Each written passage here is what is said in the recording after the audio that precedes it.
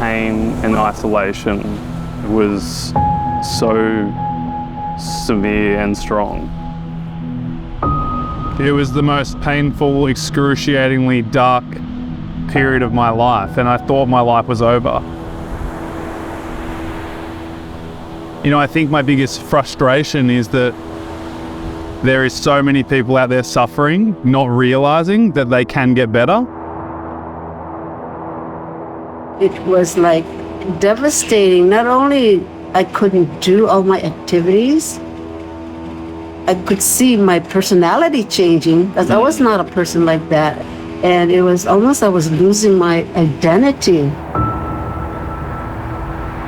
I went from somebody who had all these options, and I was very athletic and very active and did well in school, to feeling like a potato. I mean, like a total vegetable. Like, I felt pretty resilient before, and then to have all of that taken away, it was like, I felt like my body was broken, really. Initially, I was in shock of the lack of support that I had and how lonely and scared I was dealing with this all on my own. I didn't know anyone else that had CFS. I felt like I was going through it alone. I had family members who were there for me. I had friends who were there for me. But scientifically, I had no one that actually understood what I was going through. And I think for me as well, you know, being 18, it was scary watching all of your friends living their lives whilst I was essentially fighting for mine. I couldn't digest food. I could barely walk without collapsing. I spent most of my days in bed or on the couch and had a difficult time to even read or text. The fatigue, I guess the days when my skin felt like it was made of lead, where I could hardly keep my eyes open, let alone do much. And the anxiety was exhausting. You know, making a decision, do I go out for dinner with friends on a Saturday night, was exhausting. And by the time I would make the decision, I'd be too tired to do it. I had the diagnosis for about 3 years, but it started way long before that. Kind of crashed a lot. I went deep when I crashed, analysing the symptoms, going into catastrophe thinking, all those things, which made the burden even harder. I was terrified of what was happening to my body, and I was extremely stressed out, and I had very high anxiety.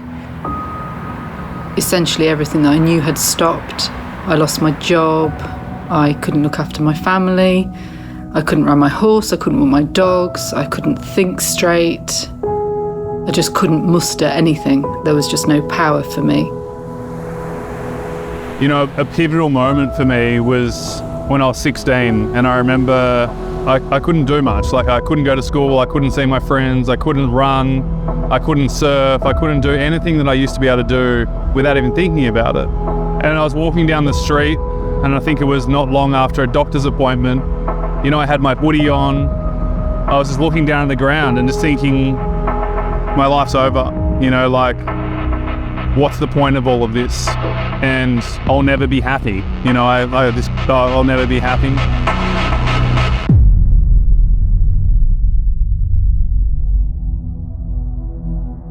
And I remember saying to my mum one night when I was just in so much pain, and I was in bed, I think I'd missed months and months of school, hadn't seen friends, and again, I was just deteriorating. My whole muscular system was deteriorating, my immune system was so low, and I was in so much physical pain, and I remember saying to Mum, I don't want to be here anymore.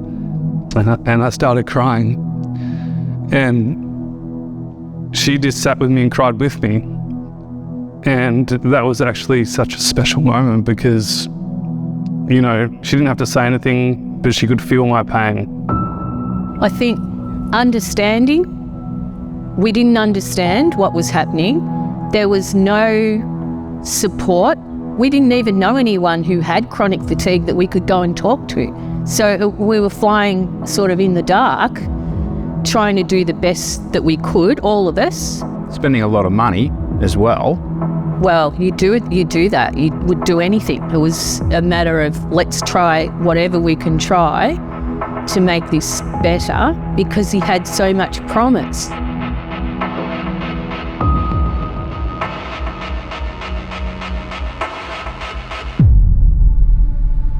So according to the CDC, almost 2.5 million Americans are suffering ME/CFS, and in Australia, it's about 250,000. A big problem, and that's just those people who have been identified as having ME/CFS. And the problem is, some people just kind of think that that's normal. They're just suffering. They think that that's just how it is. And unfortunately, people, even in first world countries, don't have the right practical help and resources to help them move forwards. And that's something that just makes me so angry, because that's the problem that I went through almost 2 decades ago. Many patients wind up with CFS because of infection. So usually some sort of post-viral issue, usually EBV. Epstein-Barr virus is one of the biggest ones. RRV, CMV, SARS-CoV-2, so COVID and long COVID now are considered ME/CFS, basically. We also see patients with CFS that it manifests after a major life event, whether it's a divorce or an accident, cancer, something drastic, something traumatic. And as you can see, it's a big range as well. The common symptoms of chronic fatigue syndrome are much more than just fatigue. The general population just think it's tiredness. You know, everywhere I go, if I go to a cafe and I meet someone, they say, "Oh, what do you do for work?" And I say, "Oh, we help people with chronic fatigue syndrome get healthy and start living again." And they go, "Oh, isn't that just tiredness? Isn't it just like all in their head?" So the symptoms are many and they're varied. And this is part of the problem of chronic fatigue syndrome. No two patients look alike. So it's a diagnostic dilemma, really. Some of the symptoms can include neurocognitive issues, so memory, executive functioning, brain fog is a big one, sleep issues, pain syndromes, pain in joints, or perceptions of pain, even though there's nothing there to be perceiving.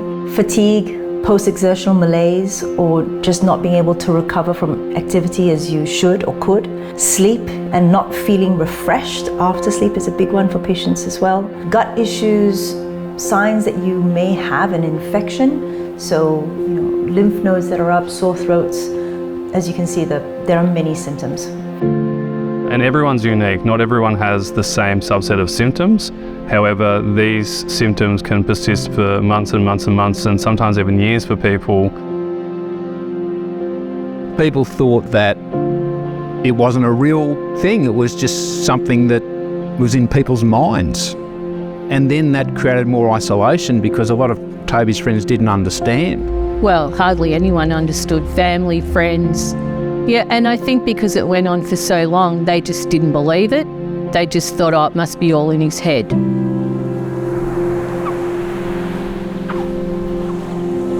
So many people are told that there's nothing you can do, that it's all in your head, that there's nothing wrong with you, that you just need to push yourself, that you just need to sweat it out or be more motivated or think more positively.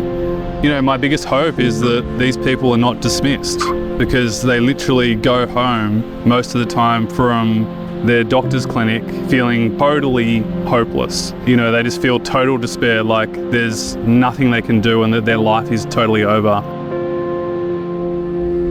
So isolating when you can't find anybody that can relate to you, or your family doesn't know what the hell's going on. Your friends are like, what's wrong with you? Different doctors will say different things. There was one time where my parents, they were like, why aren't you better? And hearing that from your parents who's seen you in this journey was like, no one can relate to me. Like, I felt so alone. And it's a very lonely thing to go through, because you don't really know a lot of people who have been through this. You know, not many people spoke about it, and I really had to dive deep to find people who I could chat to about it. But yeah, that was probably the last point, that feeling of loneliness. The amount of times I'd spiral, like my mind would spiral out of control, because, you know, I'd be thinking, shit, I'm never getting better, and like, what is the point? Yeah, I think like chronic fatigue syndrome is the most isolating illness that is happening in the world right now. It's the most undiagnosed, unrecognized chronic illness in the world right now through it. And I remember when I went through it, like, it was the most painful, excruciating thing, not only just on a physical level, like neurologically with the actual symptoms of chronic fatigue syndrome, but there's a second layer to suffering that no one's talking about, And that's the isolation and lack of understanding and awareness in the world. I'm a pretty positive person and I tried to stay positive, but there were times when, it really got to me. I didn't have anyone to talk to about that, only my husband. Nobody understood the condition. Doctors were very happy to prescribe medication, antidepressants, but there was no place where we could find a cohesive bunch of tools to help him. People might have been looking for an answer for decades. Some 6 months, some 10, 20, 30, 40 years we've seen. They've often been going around in circles, not being able to get answers, not being able to even get any direction. And so they feel very stuck, very overwhelmed. There can be sometimes a lot of anger, a lot of frustration, because of course these people are looking for answers of how to get their life back. There is just millions and millions of families in the world right now suffering on their own when they don't need to be. To just know that you're not the only person experiencing this can be so powerful. My father always says a problem shared is a problem halved, and I'm a believer that awareness is the first key to that. It is my mission to make sure that no one else has to go through this experience alone like I had to 2 decades ago, and to know that they can improve the quality of their life and they can improve the quality of their health and they can start living again. So the journey would have been long up to this point, I'm sure, and very lonely, but there is hope. There is a lot more money in research going into ME/CFS now, thanks to COVID. There are plenty of support groups and forums and programs to help you, with your symptoms and to get you on a proper journey of recovery. So there's always hope. What's so special is like when someone for so long, whether it's been a decade, 2 decades, 3 decades, they've been told that it's not possible. You can't do anything to get better. You're just going to have to rest for the rest of your life and do nothing.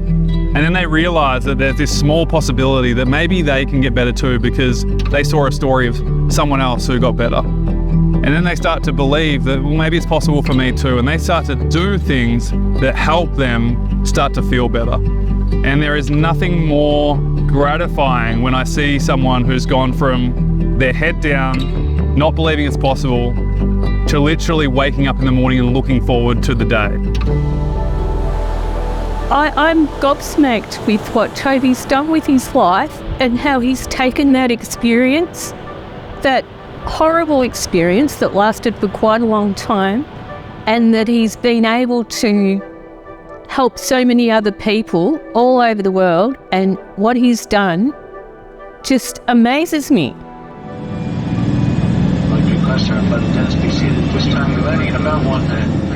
I'm currently in Hawaii on a 4-day conference with some of the most brilliant minds in the world to make a bigger impact.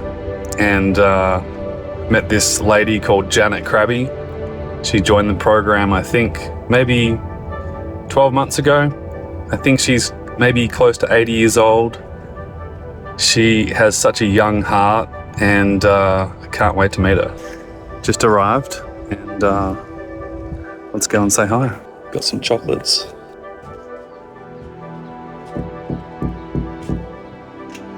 Jan! You're tall. Come in. Hello. Give me a hug. Wow. Oh my God. You were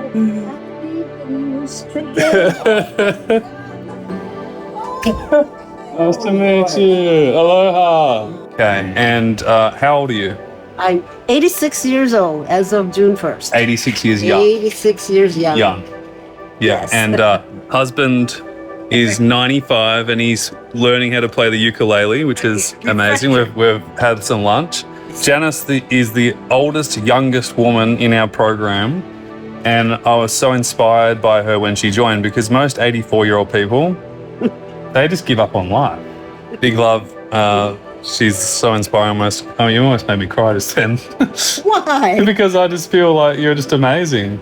Hello. Aloha. We've been conditioned our entire lives to believe that when something goes wrong with our health, the doctor will have the answers. So when chronic fatigue syndrome strikes, we follow the same path. Appointments, tests, prescriptions, specialist after specialist, hoping for clarity and relief. But it doesn't come. Instead, you're handed band-aid solutions that don't fix the actual problem. It just masks it. And it's not your fault. You've been let down by a system that was never built to solve this. While this approach may work for some, from what we've seen and with the thousands of sufferers we've spoken to, this does not create a long-term sustainable solution for the majority of people. Here's the truth. The cure for chronic fatigue syndrome isn't in a pill. It's a process. Over 2 decades, we've learned that it isn't a group of symptoms that you treat, but rather recovery is a rehabilitation process of your brain, your body, and your entire system to undo the damage and to rebuild your health from the ground up. People who are successful in their recoveries are taking a holistic approach. This is the pathway forwards for recovery. As your health goes up, your symptoms go down, and this is where your new life begins. And so finally to be in a group of a bunch of different people from around the world who actually understand you, know what you've been through and what you're going through, and maybe you might continue to go through a little bit as you get stronger. There was such a sense of relief. I was like, oh, okay, cool. These people understand because they're here. And people with ME, CFS should have this support and help because we deserve it. It's a cruel illness. Yeah, I'm just so relieved that I've got the support that I need now to get better. To feel someone is on your team was huge. It's so great to share the journey with someone who's also are in the situation, even if everyone's situation is also very individual. Now, I went from not being able to walk down the block to now climbing mountains again and hiking long distances. I just last month did a 72-mile hike across the High Sierra Trail, which included 2 14,000-foot peaks. So it's been about 7 years since I have been kind of completely chronic fatigue free. In that time, I finished university and I started my own business, which I launched about 4 years ago. I'm building a house at the moment and just generally feeling much fitter and healthier. I wouldn't say that I have chronic fatigue anymore. I had it for a long time, but I don't have it anymore. I can look after my family. I can see my friends. Importantly, I can look after myself. I feel like a new person. I wake up every day, I'm so thankful for that. I guess I have a life again. I can join in activities now with family and with friends, and I can plan ahead. If I stay consistent, it will eventually, after a bit of work, it will improve, and it has improved and it is working. So you just got to stay consistent. Quite a lot of patience, doesn't it? Oh, a lot of patience. It's just kind of so tough just thinking about it again. It's so tough to go through that, but there's so many good learnings out of it once you get to the other side, because you will. That's what this is all about. Like at the end of the day, but I'm so happy. I've got tears of joy. Like I get so emotional when I think about that, because at the end of the day, that's all that matters, is that people can start living again. Oh my gosh, keep going. Don't give up, even when it's tough. Let the day go by, because tomorrow is always a chance for better things. And it works for me.